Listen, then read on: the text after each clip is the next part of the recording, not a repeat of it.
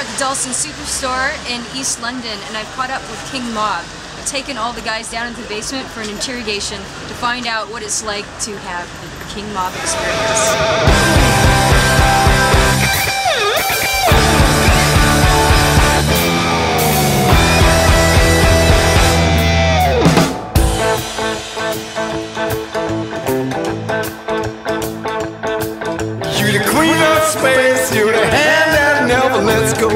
I love King Mob because all of you guys have your own distinct personal kind of look, and everybody is kind of like, if you were to make action figures. So what you're saying is we're like the village people? Yeah, I get it. I get it. I could take that. They were big. So who's the leather daddy? They were. I'm not. I wouldn't want dolls because people can take them home and like play with voodoo and stuff. Yeah. I don't want to do that. Yeah, they can do all. I know what they can do. I don't want that. I wouldn't have a doll. Well, maybe you could do a range of perfumes. No, that I would. No, that I would like to do. King Mob perfume. Yeah. What would be the essence of King Mob though? What would you have in there? A bit of lager? No, you guys don't drink though. No. Cigarette butts? No. Cigarette butts. Nice. I was going to say, actually, that's aniseed was coming to mind. Aniseed. You know, Pernod, those kind of drinks. Yeah. That licoricey would be the kind of. I mean, obviously, you'd have to have a much more subtle and refined thing, but yeah, I'd go that way. I'd go slightly spicy aniseed. Essence of King Mob licorice, spicy. Yeah. Vindaloo. Vindaloo. Stars that get gone. With the bad girl candy music running through my head and I'm gone. We do get a lot of like the garage band thing with the bones. Yeah, I think that's where that comes from. Maybe that's because it's Screaming Jay Hawkins. Screaming Jay Hawkins. Yeah, that's probably where the reference comes from. Yeah, and then it's that whole thing of, you know, we're doing primitive rock, so let's be primitive thing. What do you play? Your guitar? Mustang. You play a Mustang? Yeah, old Mustang. 65 Mustang. Yeah. 65 Mustang. I wouldn't mind a 65 Mustang car, but there you go. Apart from the surf stuff that you're interested in, you also like heavy metal. There's one thing that often puts me off with metal is the singing. Oh, like the really high falsetto voices? Yeah, well, the Cookie Monster stuff. You know. The intro of the song sounds great and the guitars are really powerful, and then the guy starts singing and it's just, oof. You know. But you don't mind Lemmy? Lemmy's alright. Yeah, Lemmy's fine. I think Lemmy's alright. He's got a good voice. He's got a good voice, and I like his sort of stage presence as well. Yeah, it's just with the microphone coming down. It's just general attitude, demeanor, everything. It's just he's the dude. He lives it. Yeah. Come and claim me, I text to serve to inflame me. I'm crawling up the walls, shouting out her name in my sleep. Yeah. The pink and black Cadillac, diamonds running down her back. Is this a drape jacket? I guess they used to call this teddy boy look from the 50s. Steve, Glenn and Martin I've known for a long time. Sonny 16 is a new musician for me to work with. Steve I knew from the Sharks. Glenn I knew when I produced Sex Pistols demos. And Martin was in the Pretenders for their first tour of the States in 1980. And I had my own little band and we supported them on that tour. I bought the Gretsch, which I've just put away. Oh, right. I put it away, the orange Gretsch, which fits because it's associated with early rock and roll. Yeah. So it just looked this. Yeah. So I thought it was a good fashion accessory for today's work.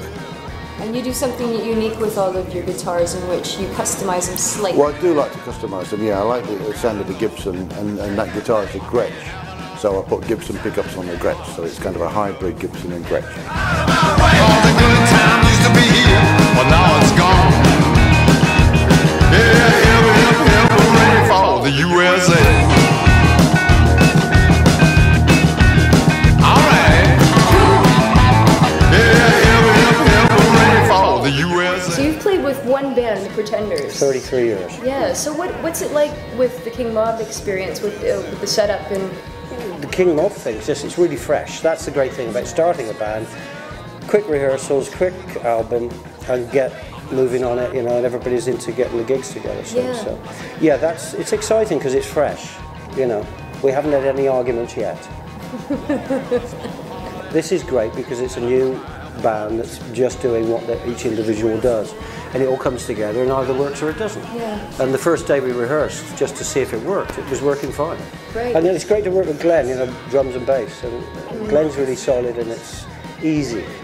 Yeah. That's the criteria. If it's easy, challenging but easy, Yeah. it's good. Yeah, the high roller used to be here, girl, but now it's gone. I said, hip, hip, hip, hooray for the USA. I've got a nice pair of boots from Australia. Are those Bellstaff? No, they're R.M. Williams. Oh yeah, they're But great. they're good, they're good. They're made from one piece of leather. So they don't get any stitching, and they're good. They last you a lifetime if you look after them. And then I got the ring that my granddad gave me on his deathbed. I've never taken off since about So it's become a part of you. That's part of your I thing. don't know if I can get it off now, actually. Years ago, you used to have club night, did you? You used to put bands on. Did you have years ago in Camden? I used to go to lots of clubs in Camden. Did you have But it was all a did you bit have- hazy from back then.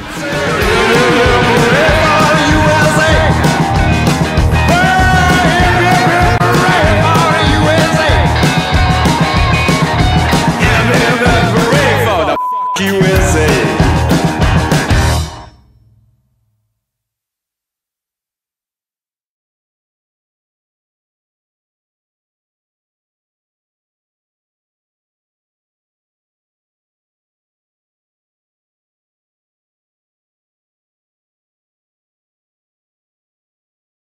What are we going to talk about, Tree? Well, Steve wants me to. He's got this thing called the fashion game, so he wants me to start off with that. And I was like, "What's the fashion game? I've never heard of that." And I'm a chick, and I don't even know what that. Fashion game. So he explains. So the fashion game is, hey, you look great. You got an individual style. What's the story behind certain items of your clothing? It's all Barber stuff. I've moved to the country, so I wear a lot of Barber stuff. There's a lot of waterproofs, little hats. My cowboy hats come usually from the States, but Barber's English, so that's my fashion statement. Country. Country. Yeah, country and Eastern. And I'm really like digging the sideburns. Always had them, yeah. They're great. I was born with them. It helps get out easier. Yeah, it's just, I always grew up in the country anyway, so farmers had them, Yeah. I've got them. And with fashion stuff, another thing Steve wants me to ask you is, what is the absolutely worst thing you've ever found yourself wearing on stage in a performance, where you look back and you thought, what was I thinking? It wasn't really what I was thinking, but it was a very, very hot night at the Marquee Club. I was playing with a band called Miss World, Jonathan Perkins et al., and we were all dressing up, and I wore kind of a jester's outfit with a big sort of collar around it, and those silly shoes that have a little point with a bell on it. That was fun. It was about 90 degrees at midnight in that club at the time, and I lost 14 stone. So it's a really great way of losing weight. Well, yeah. It's kind of like Chris was telling me he was in, the craziest thing that he wore was Womble's outfit. Of course, with Robin LeMessurier, I know, yeah, the Womble stuff, yeah. I was like, how did you play your guitar with the... He's like, it was worse for the keyboardist. Oh, yeah. Yeah, I remember that period. Yeah, that was apparently on the top of the pops. Yeah. So you've played with one band for quite a long time, the Pretenders. 33 years. Yeah. So what's it like with the King Mob experience, with the setup and a lot with the easier. guys? Is it? It's a lot easier. How's that? Well, no, it's just over the years, losing members and having different bands that's difficult. It's difficult to continue, Yeah. But we've done a pretty good job at it, and that's, I presume, still going on. I don't know, but. The King Mob thing, it's really fresh. That's the great thing about starting a band. Quick rehearsals, quick album, and get moving on it, and everybody's into getting the gigs together. So it's exciting because it's fresh. We haven't had any arguments yet. No divas over the M&Ms. How many all blue M&Ms? No, just red ones. That's all. And how did you meet the guys? So how did your paths? Well, I've known Chris since probably the end of the 70s. And Glenn the same, pretty much. 16 I've never met, or Steve, so they're the fresh ones for me. But Chris used to get on stage with us in the early days, in the original band. Mainly in New York, I think, so Chris lived there a long time. Yeah. So he used to get on stage, and we used to do all the great songs then with Chris. He's a great player. I'm really happy to do some work with him, and Glenn, of course, for the first time. Yeah, really good. It's sounding really good because it's just straight up kind of. Yeah, everybody does their thing, and it's a lot easier. That's the way it is usually with a band when they make their first records, and then the singer starts telling you what to do. We can't have that. But that's then it becomes a solo project. This is great because it's a new band that's just doing what each individual does, and it all comes together and either works or it doesn't. Yeah. And the first day we rehearsed just to see if it worked, it was working fine.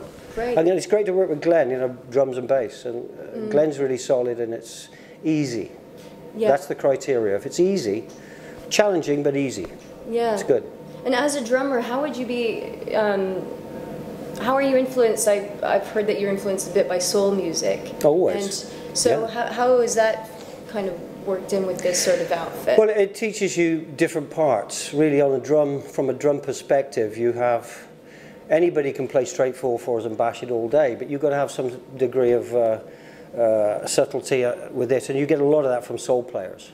A little hit on the toms, you know, and just little things. And over the years, you pick it up. But we all grew up with that sort of music. Yeah. You know, that's the stuff that's the backbone, I think, of rock and roll, R&B of rock and roll. It's knowing musical history is important. Sure, and knowing like the kind of how it's evolved and where it's coming from. Oh yeah. Because it is a very interesting outfit because, you know, Glenn being in, you know, a punk rock group, and then you're influenced by soul music, and you're the rhythm section of this band, and just having that. Yeah, we're in charge basically. Yeah. That's simple as that. Me and Glenn.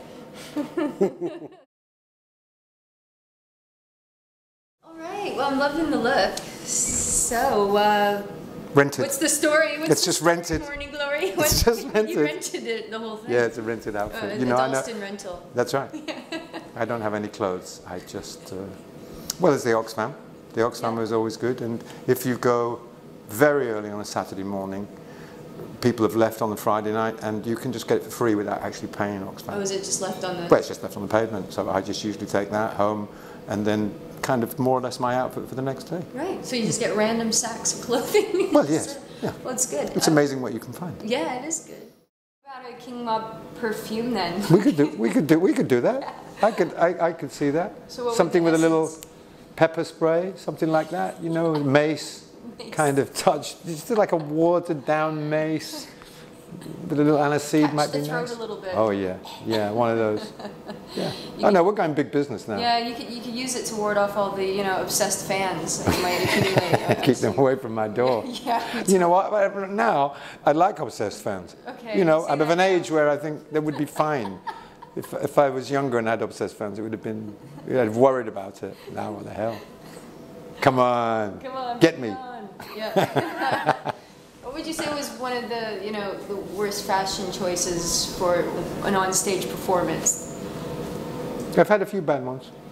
I once designed a kind of mummy suit, and what it was, it was like only for the top. The trousers were normal, and then there were rags, and they'd all dyed, and I had this properly made, and Velcro, and so you actually wrapped yourself in it, okay, and round the arms. Which is fine. And then as the set went on, obviously you sweated and moved and it started to deteriorate. But it was, you know, they'd hang off and bits would fall off. And actually, I mean, I didn't mind that, except by the end of the evening, it probably looked really silly where there's like 3 bits of colour. Did it get in the way of the performance? No, it was good like that. I mean, in other words, you know, you could just literally rip it off and I could use it. I could wave the stuff about. And hit obsessed fans around the head with it. And one of the most kilter outfits I ever wore, and I know what that was because it was a tremendous mistake and I had to be talked out of it afterwards. The first time we played New York with the Sharks, which was, I don't know, 75 something, and I had seen the Bruce Lee movies, right? I was a big fan of all that, and so I got a designer to do me like Bruce Lee type stuff, right? So I had, like, you know, the black trousers, the Chinese, with the beautiful white silk Chinese jacket with the mandarin collar and everything. Very light, but kind of a short sleeve so I could wear them on stage, you know. And I thought they looked fabulous. But like to an American audience of working class kids in Detroit in 1975, it's just like, what? You know, what? And so I just, you know, okay. I'll just wear jeans and a fucking t-shirt, you know. I mean, in other words, it was actually a good outfit at the wrong time. You know, 10 years later, that outfit, people would have gone, wow. You know, 1974 was a 35 is a bit too much. You were ahead of your time, Steve. I've been ahead of my time and behind. No, I've been both.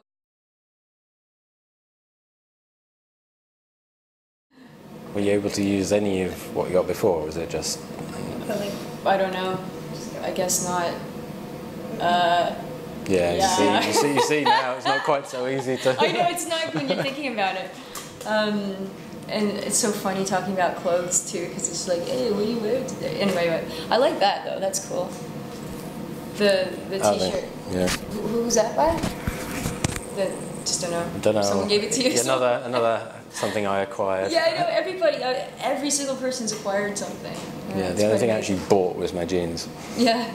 I had a friend in California, he used to actually make jewelry like out of monkey bones back in the 80s, and he incorporated it, and he was a singer, so he was kind of all covered in monkey bones and things, so it kind of reminds me of that, the silkscreen version of that. We do get a lot of like the garage band thing with the bones. Yeah, I think that's where that comes from. Maybe that's because why do you think that Screaming Lord such? Not Screaming Lord, but Screaming Jay Hawkins. Screaming Jay Hawkins. Yeah, that's probably where the reference comes from. Yeah, and then there's that whole thing of, we're doing primitive rock, so let's be primitive thing. Which I think's a tad obvious, but yeah, and that kind of goes hand in hand. And then the whole sort of shock rock element, the whole shocking bones on the stage and that kind of thing. It's got a bit out of hand though. Yeah. Well, I mean, if you go to a garage festival and every band's got that, it gets a bit... Well, that's the thing, and that's like what we were talking before about, like, purists and, music genres that kind of get stuck. Because apart from being in King Mob, you have your own band as well. What's your band called? One Fathom Down. And it's primarily a instrumental kind of surf influence. Yeah. How would you describe it? Psychosurf. Psychosurf. Basically, it's Dick Dale meets Link Ray. Right. That's the easiest way of describing it. Yeah, and apart from surf, what do you play again? Your guitar? Mustang. You play a Mustang? Yeah, old 65 Mustang. Yeah. 65 Mustang. I wouldn't mind a 65 Mustang car, but there you go.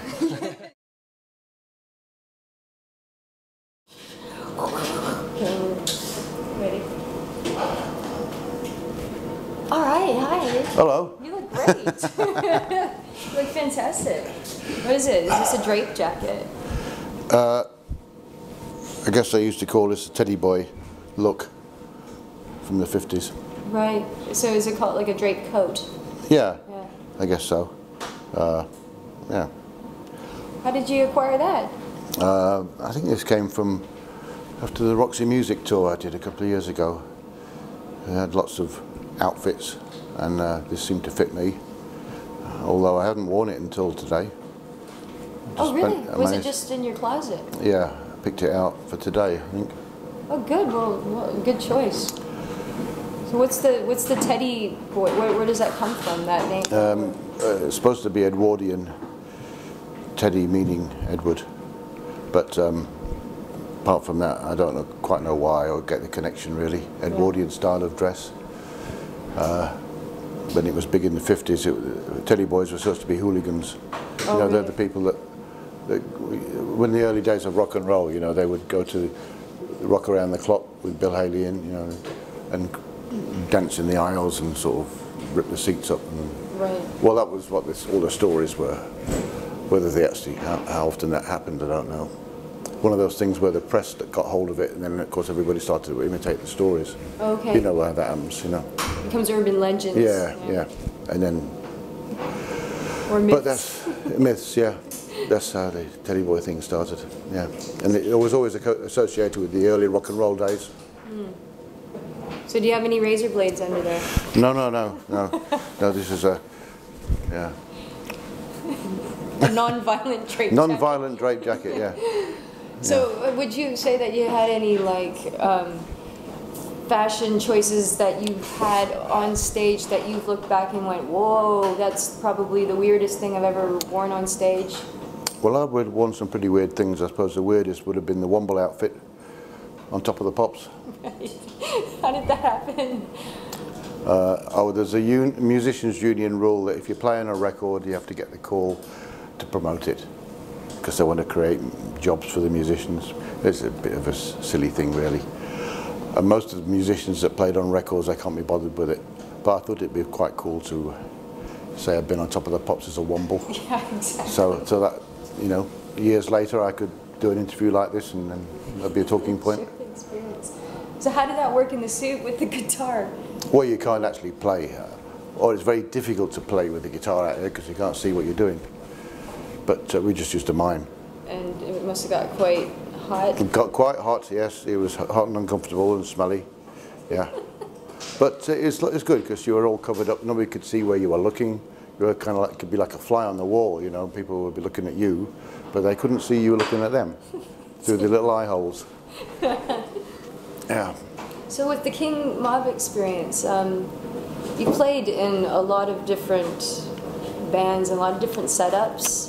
How is the King Mob experience compared to those? Well, it's not really a new experience because three of the guys, Steve, Glenn and Martin, I've known for a long time. It's only 16, is a new musician for me to work with. Steve I knew from the Sharks. Glenn I knew when I produced the Sex Pistols demos. And Martin was in the Pretenders for their first tour of the States in 1980. And I had my own little band and we supported them on that tour. Oh, I see. So I've known him, I've known these guys for many years. Yeah. So how did it work when you all got in the room? You just started making... Well, we kind of knew it, kind of thought it was probably going to work. Yeah. You know, you knew, and it's not a surprise that we're together now, playing together. Yeah. It seems quite natural and natural development. And how's it like playing with 16? He's like the... Well, he's yes, it's good to bring a little bit of, so we're not a bunch of old fogies. It takes the age demographic down quite considerably. I've heard that you have an armory of guitars that you've acquired over the years, or... Well, yeah, sort of, you collect them. I've got far too many. You don't need as many as I've got, but like, you know, you're able to, like I was able to choose this outfit that I'd never worn before, and I was able to choose the guitar to accessorize with it. Yeah. Which I did. I bought the Gretsch, which I've just put away. Oh, right. I put it away, the orange Gretsch, which fits because it's associated with early rock and roll. Yeah. Same as this look is. Yeah. So I thought it was a good fashion accessory for today's work. And you do something unique with all of your guitars in which you customize them slightly. Well, I do like to customize them, yeah. I like the sound of a Gibson, and that guitar is a Gretsch. So I put Gibson pickups on the Gretsch, so it's kind of a hybrid Gibson and Gretsch. So, Steve. Yeah, he wants me to... Yes. Yeah, he wants me to play the fashion game. The fashion game? Have you played that before? No, I haven't. Okay. What is the I don't know. fashion game? I was like, he had to tell me, and I'm a chick. Ah. I didn't even know what that was. Okay, fashion game. You look great. So every thank you. item of clothing, what's the story behind the jacket? Where did you get it? Well, it's a suit actually. It's a whistle. Oh, so it came all together. It's a whistle. It's from my mate, Sir Tom Baker. He's a tailor to the stars. He gave it to me. So I think he thought if I wore it, Oh, a few of my mates might go and buy some off of him. But So he I'm just not gave it to complaining. you? Yeah, yeah. So a bit like Chris, because Chris said his drape jacket was given to him. Yeah, this is like- a bit like a drape jacket, but it isn't a drape jacket. Yeah. The only thing is, he'd been worn in a fashion show. My friend Tom did. Yeah. And if you see here, they put little weights in the bottom to make it hang good Oh, really? on the runway. Okay. And I keep forgetting to ask him to take them out, and I keep thinking I've got £2. You're like, yeah, like, take the bus. Yeah, and it's a bit funny when you go through the, you know, if you wear it when you go through an airport through the thing. The metal detector. Yeah, but it's not as bad as my mate who's got 2 pins in his legs. Oh no, okay. So he takes everything off and it still sets it permanently, I was going to set it off. Yeah. Right, that's Yeah. it. So that's the story behind the... That's that, and then I got a nice pair of boots from Australia. Are those Belstaff? No, they're RM Williams. Oh yeah, they're But great actually. they're good. They're made Yeah. from one piece of leather. So they haven't got any stitching, and they're good. They last you a lifetime if you look after them. They are good ones. And I got a nice white shirt from Marks and Spencer's. That's good. And I went to see the Libertines movie. Okay. And they gave us a swag bag afterwards, which was a load of old rubbish in it really, but they didn't have to do anything. But I had a really nice scarf from That is Margaret good. Howe, so I thought, I wear like that. the polka dots. Yeah, That's quite dapper. polka dot, so quite a good there look. you go. So in terms That's of... me really, and then I got the ring that my you granddad got it. gave me on his deathbed. I've never that's taken amazing. off since about Oh, that's So it's become a part of you. That's part of your I don't know if I fingernail. can get it off now, actually. Keep it on. Yeah. So that's me, really. That's you. That's you. Bit of soap and water, you know, this morning. Good scrub. Yeah. So, in terms of being on stage, what's the worst thing ever that you think you've ever worn? That you went like, what the hell was I thinking? Looking back. I don't know if do you that's the have a worst thing. moment? Lots of people thought, what on earth was I thinking? But my ex-missus used to be fashion designer, and it was not long after Copacabana had come out. The cool, and she made me. I had a band called Rich Kids, and she made me one of those frilly shirts like they wear at the Copacabana. And I wore it at a gig. It's black and white polka dots again, big ones. And she had the mini skirt, and I had the shirt that went with it. But it didn't go down that well. I liked it. Some people are just too serious. And you spent time as a kid working in Malcolm's shop. Yeah, it used to be called Let It Rock back then when there was a teddy boy shop. It was where I met Chris, really. Oh, is that right? Yeah. So Okay, he was coming in as like a customer. yeah, he was like the top session guitarist in London at the time. He had a big American Cadillac or something. And, he was in and out all the time. And his girlfriend at the time was in and out all the time. And I used to serve him. And that's how I kind of met him. And then Chris, he produced the first Sex Pistols. Yeah, that's right. Like, for like three demos or the first? Yeah, it was 3 songs. Yeah. Although he tricked us and he didn't turn the red light on, so we was running through, and then we thought, right, we're going to go for it now. So I got it, and it was like, oh, because he thought that, you know, you get red light fever, you kind of freeze up a little bit the first time you get in the studio. This might be true, but it's a bit of a psychological thing. You see the red light, it's like, yeah. Oh, so that's a good trick. Yeah. So we go back a long way. Yeah. A long way. You know, I was aware of Sharks, which Snips was in before then, and I've known Martin for a long time. So the only new kid on the block for me is 16. I didn't really know him before. Yeah. So how did your paths cross, and then the King Bad Mob, luck, really. the King Mob experience? It was a bad luck. Well, I've been doing some stuff with Chris over the past couple of years. We was Yeah. playing with a guy called Robert Gordon, and Slim Jim Phantom was involved in that. And we've sort of kept in touch with various things, and then I got a phone call saying, I'm doing this thing, would you like to come and play bass? So I said, yeah, all right then.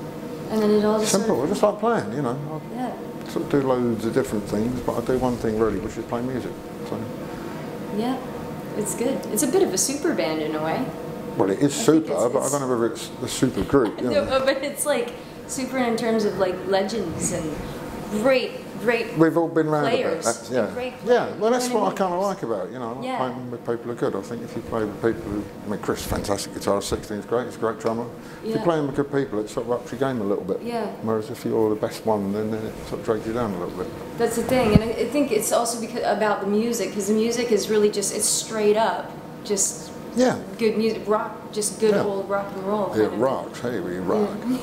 But, you know, there's some interesting lyrics going on. I mean, Yeah. Sort of, I've caught. the lyrics have unfolded as I've heard it more and more and more, and Yeah. he's a bit of a screwball, Steve.